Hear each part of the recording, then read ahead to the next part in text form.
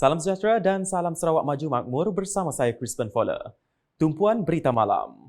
Kebolehan bekas Ahli Parlimen Bukit Mas Datuk Mutang Tagal yang telah dilantik sebagai Yang di-Pertua Dewan Negara yang ke-20 pada Isnin lalu amat diyakini. Timbalan Premier Sarawak Datuk Amar Awang Tengah Ali Hassan berkata, beliau amat berbangga dan yakin akan kebolehan dan pengalaman Datuk Mutang Tagal yang sebelum ini telah menyandang jawatan sebagai Ahli Parlimen selama 2 penggal. Kita rasa bangga atas pelantikan ini dan saya mempunyai keyakinan yang tinggi beliau mempunyai kebolehan. Dia adalah seorang yang mempunyai pengalaman 2 penggal sebagai ahli parlimen dan ini mungkin sesuatu yang bukan baru bagi beliau. Dengan pengalaman itu dia akan dapat melaksanakan tugas dan tanggungjawab dengan baik. Ditemui media semasa kunjungan Tahun Baharu Cina di daerah Limbang pada Isnin, Datuk Amar Awang Tengah turut berterima kasih kerana memberi peluang kepada anak-anak jati Sarawak untuk memegang jawatan sebagai Yang di-Pertua Dewan Negara. Untuk rekod Tuan Yang Terutama TYT Yang di-Pertua Negeri Sarawak, Tun Dr. Wan Junaidi Tuanku Jaafar juga pernah menyandang jawatan tersebut sebelum dilantik sebagai TYT Yang di-Pertua Negeri Sarawak ke-8 pada 26 Januari yang lalu. Sementara itu, Datuk Amar Awang Tengah yang juga ahli Dewan Undangan Negeri Adun Bukit Sari meneruskan kunjungan Tahun Baru Cina, beliau dengan mengunjungi beberapa buah rumah di sekitar Limbang. Seterusnya, Kementerian Pengangkutan Sarawak MOTS menerima lawatan kerja daripada 24 delegasi pejabat pengerusi Jawatan Kuasa Kerja Raya, Pengangkutan Infrastruktur dan Komunikasi Negeri Johor pada Selasa. Ketibaan delegasi diketuai Pengerusi Jawatan Kuasa Kerja Raya, Pengangkutan Infrastruktur dan Komunikasi Negeri Johor, Insinyur Teknologis Muhammad Fazli Muhammad Saleh disambut oleh Menteri MOTS Datuk Seri Lee Kim Shin di pejabatnya pagi tadi. Delegasi tersebut turut menghadiri sesi taklimat dan perkongsian bersama Sarawak Metro Sendirian Berhad sebelum memulakan lawatan bersama Datuk Seri Lee ke Gudang Transit Aliran Autonomi ART bagi merasai sendiri pengalaman menaiki kenderaan tersebut. Dalam pada itu, Kerajaan Negeri Johor sedang dalam rangka penilaian perancangan untuk pembangunan ART atau Transit Aliran Ringan LRT di Negeri Johor dan lawatan ke Sarawak merupakan sebahagian daripada benchmarking projek ART yang akan dilaksanakan. Selanjutnya, mengenai Jabatan Kebajikan Masyarakat Sarawak, JKMS telah membangunkan pelbagai institusi bagi membantu golongan memerlukan. Menteri Pembangunan Wanita Kanak-Kanak dan Kesejahteraan Komuniti Sarawak, Datuk Seri Fatimah Abdullah berkata, ia seiring dengan peningkatan keperluan sosial di Sarawak di samping menyediakan tempat tinggal serta memupuk penglibatan dalam pembangunan komuniti. Sebagai badan yang penting dalam pembangunan kesejahteraan sosial di Sarawak, diharap JKMS terus berusaha untuk meningkatkan kualiti hidup masyarakat Sarawak melalui berbagai inisiatif dan program yang dirancang. Beliau berkata demikian menerusi teks ucapan yang dibacakan oleh pengarah JKMS Adana Jed dalam Majlis Sambutan Tahun Baru Cina 2024 anjuran bersama institusi-institusi JKMS dan Lembaga Pelawat Rumah Seri Kenangan Kuching pada Isnin. Sementara itu, Datuk Seri Fatimah memaklumkan terdapat 11 institusi JKMS iaitu Rumah Seri Kenangan Kuching, Rumah Seri Kenangan Sibu, Rumah Kanak-Kanak Toh Puan Hajah Norkiah Kuching, Rumah Kanak-Kanak Datuk Ajibah Abol Sri Aman, Desa Bina Diri Kuching, Pusat Pemulihan Samarahan, Sekolah Tunas Bakti Lelaki Kuching, Sekolah Tunas Bakti Perempuan Miri, Taman Sri Putri Kuching, Asrama Akhlak Lelaki Kuching dan Asrama Akhlak Perempuan Kuching. Ke perkembangan berikut. Kerajaan Sarawak melalui Dewan Bandaraya Kuching Utara DBKU komited untuk memastikan Bandaraya Kuching rendah karbon. Menurut Timbalan Menteri Utiliti dan Telekomunikasi Datuk Dr. Abdul Rahman, ini sejajar dengan hasrat kerajaan di bawah pimpinan Premier Sarawak, Datuk Patinggi Tan Sri Dr. Abang Abdul Rahman Zohari Tun Datuk Abang Openg untuk memastikan negeri ini bebas karbon menjelang tahun 2050.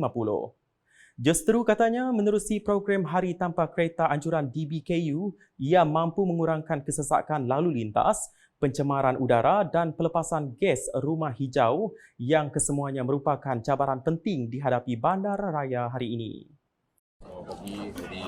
Pada pagi ini, pagi Ahad kita mengadakan acara 2 kali sebulan iaitu Kuching Car Free Morning yang diadakan di Padang Merdeka yang dianjurkan oleh Dewan Bandaraya Kuching Utara pada setiap minggu hari Ahad pertama dan ketiga setiap bulan.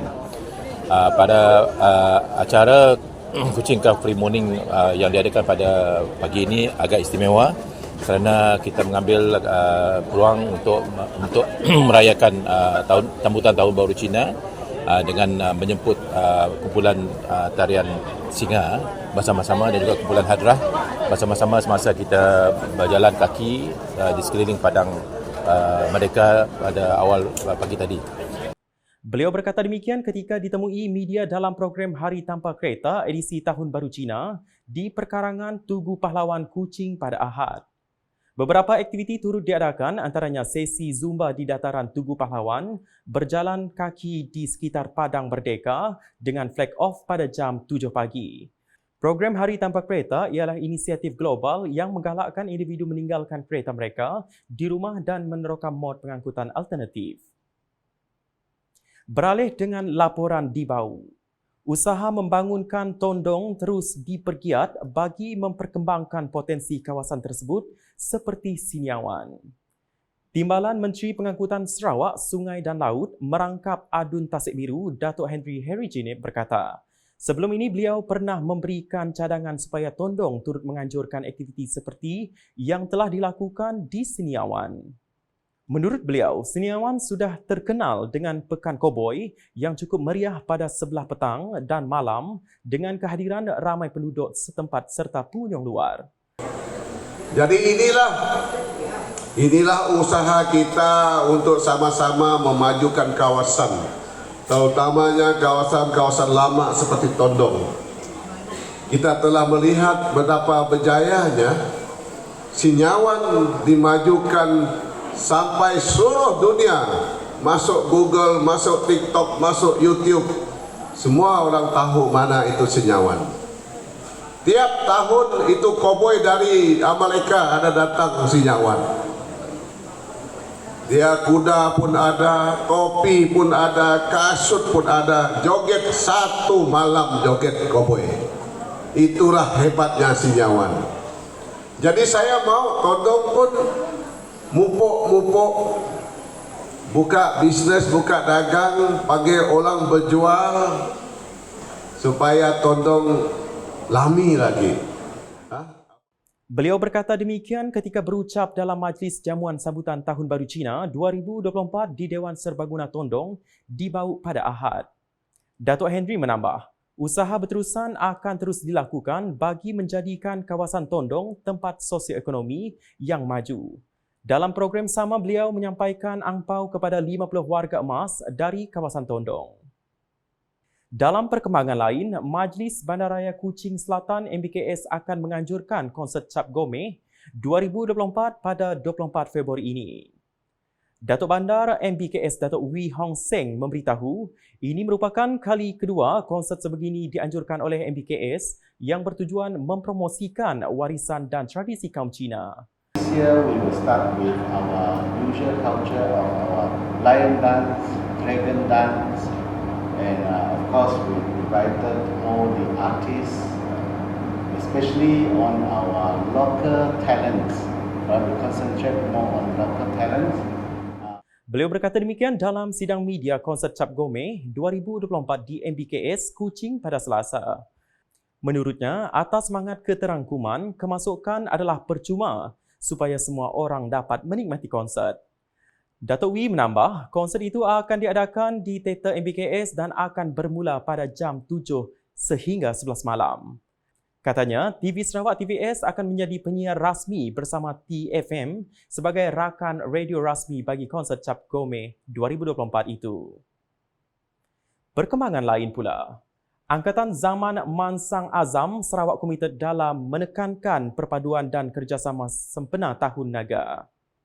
Pengerusi Institut Pembangunan Sarawak, Dato' Amar Jaul Semion berkata, Tahun Naga sinonim dengan simbol transformasi yang secara tidak langsung berkait rapat dengan usaha Azam yang kini dalam proses tersebut. So this occasion is a moment of renewal, a moment of reflection, and rekindling family bond. In this case, the Azam family. The occasion is not just an ordinary day or ordinary occasion, but it is also what we call a cultural phenomenon, which signifies the importance of family prosperity and also a promise of a new start for the year. Beliau berkata demikian ketika berucap dalam program Kereta Azam Sambutan Tahun Baru Cina 2024 di Kuching pada Sabtu. Sehubungan itu, beliau berharap agar perayaan ini memberi inspirasi untuk mempraktikkan harapan baru dan juga perjalanan transformasi seperti inspirasi dalam jangka panjang. Azam Sarawak adalah sebuah pertubuhan bukan kerajaan NGO yang sinonim dengan pembangunan masyarakat bertujuan mengukuhkan keharmonian sosial dan perpaduan di rantau ini. Dalam majlis tersebut turut diadakan pelbagai aktiviti yang menyediakan peluang kepada peserta untuk interaksi dan pertukaran budaya.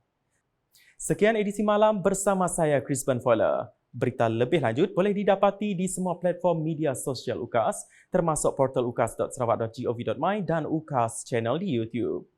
Mengakhiri buletin dengan paparan kunjungan Tahun Baru Cina di daerah Limbang yang dihadiri Timbalan Premier Sarawak, Dato' Amar Awang Tengah Ali Hassan. #Saluran Informasi Rakyat, Salam UKAS.